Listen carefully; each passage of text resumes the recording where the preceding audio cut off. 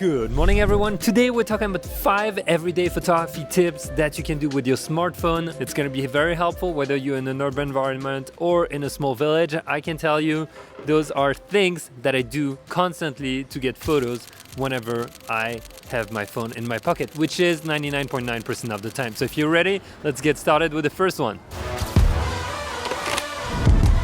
Alright guys, welcome to this episode. The phone is 99% of the time in my pocket, and it's a great tool that I use for everyday photography, whether it's street, urban, portraits. I absolutely love to use it. So today, let's thank OnePlus for sponsoring this video.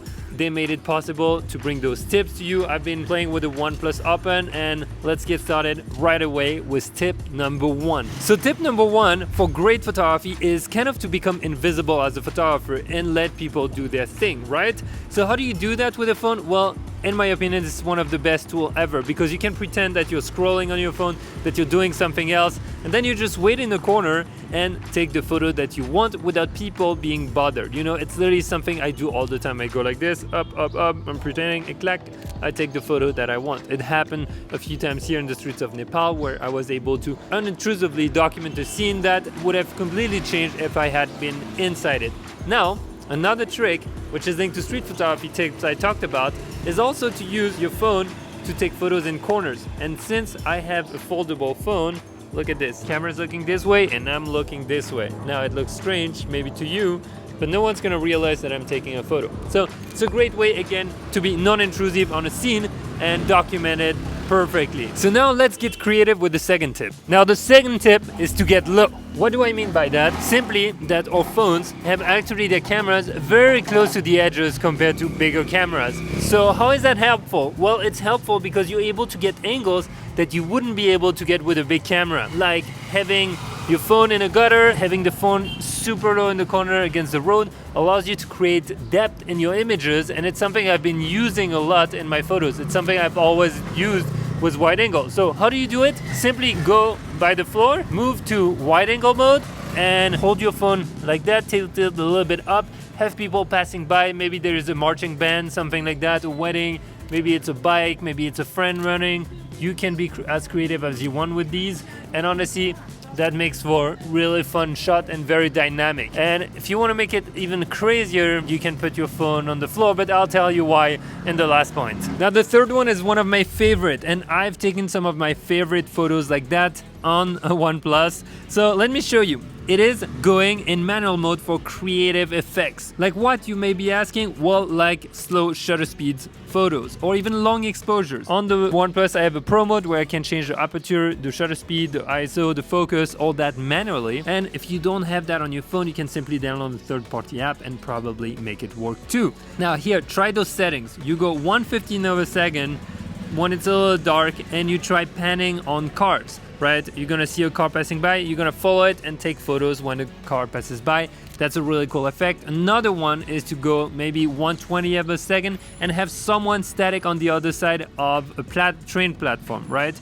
And then you're gonna wait for the train to pass by, and you're gonna try to take the photo when that person is between two cars of a train. And that is literally one of my Chicago shots that I love to do, and I did that on the OnePlus. I mean, this is a great photo that I love to do. And the last one I would say is going around 1/5 of a second on your shutter speed. That will make people slightly blurry when they're going to be walking around, which is great to create a sense of movement in your image. If you want to add dynamism, if you want to tell that story of people walking in the airport at night or something like that, you can do that. So try it, let me know how you like it, and if it's something you do. Most people think about doing it on their cameras, on their big cameras, but they forget that they can do it on their phones too, and I think that's a great trick. Number 4, use the unknown powers of your phones. Computing photography is essentially like editing your photos, but straight in camera.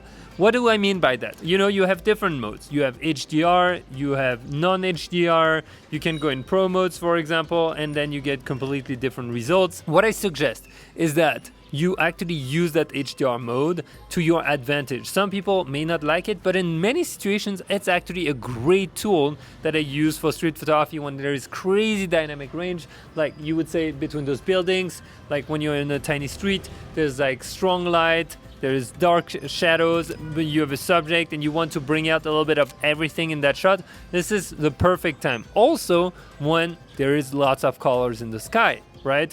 Because most of the time you can't really have the shadows that are bright enough and have the sunset feel and the colors in the sky. So what I suggest is to use that HDR mode to your advantage, right? Anything that's going to be a little complex on the light, where you want to bring out a lot of details, use your HDR mode on your camera.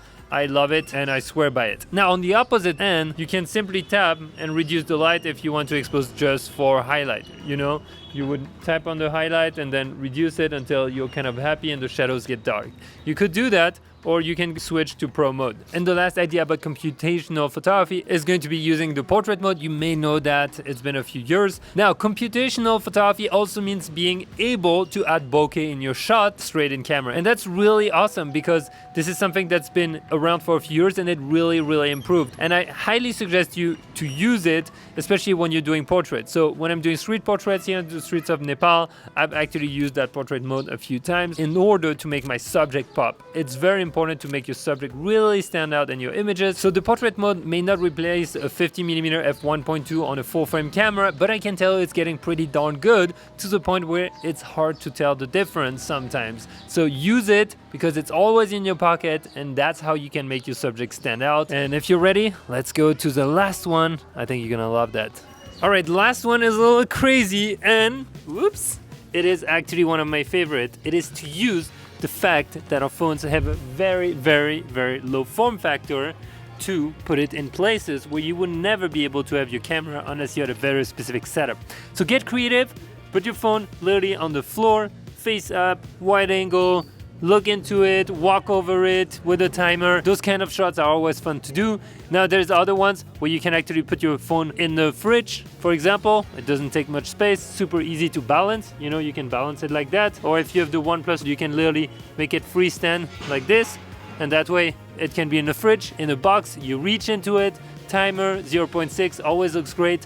You can also actually put it in a fruit basket and grab an apple, something like that. Those shots work really well on wide angles most of the time, and I've even seen some cool stuff, I haven't tried yet, where people just tape their phone on the ceiling. So you could imagine, even in a street photography setting, where you would actually tape your phone above a place to get an angle that no one ever got before of, let's say, a famous location or landmark. So let me know in the comments what you thought of those tips. Have you tried some of those? Are they helpful? Write it down below in the comments. And with that being said, guys, thanks again to OnePlus for pushing our creativity. Thanks for sponsoring this video, and thank you for being here. You mean the world to me, and I hope this was helpful. I'll meet you in the next episode. Get out there, go shoot, try something different, try something new. I'll see you soon.